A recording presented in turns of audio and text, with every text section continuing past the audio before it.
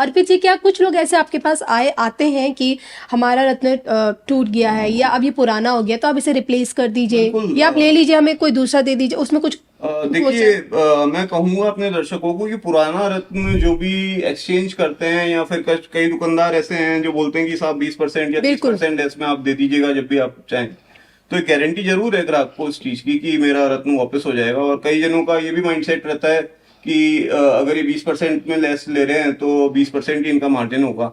ऐसा कुछ भी नहीं है, बल्कि मैं ये धारणा को मना करूंगा कि किसी के भी पहना हुआ उतारा हुआ रत्न अपने को नहीं धारण करना चाहिए। और ऐसे व्यापारियों से हमको दूर रहना चाहिए जो सेकेंड हैंड रत्नों का व्यापार कर रहे हैं। बेसिकली आपका जो ऑरा है वो आपका है, हो सकता है आप नेगेटिव हो सकता है पॉजिटिव हो, मेरे को नहीं पता कि आपका क्या इफेक्ट मेरे ऊपर आएगा। तो जब हम पहने हुए आपस के कपड़े नहीं शेयर कर सकते, तो हम रत्न क्यों, जो कि देवता है, वो हम रत्न क्यों शेयर करने पे मजबूर हो जाते हैं कुछ पैसों के खातिर कि 20-30% 40% अपने को डिस्काउंट पे मिल रहा है तो सेकंड हैंड चीज ले लें। बिल्कुल। मैं तो क्या अभी रत्नों में ऐसा नहीं मेरे करना पास चाहिए। भी बिल्कुल, मैं भी इस बात से अर्पित जी के सहमत हूँ कि कोई भी रत्न, लोग हमारे पास भी कहते हैं सर आज आप कोई रत्न आप हमें दे रहे हैं या हम खरीदते हैं आपसे, तो क्या कल को आप वापस ले लेंगे? क्योंकि इतना 2.5-2 लाख का रत्न अगर कोई बोलता है भी आप ले लीजिए सेकंड हैंड।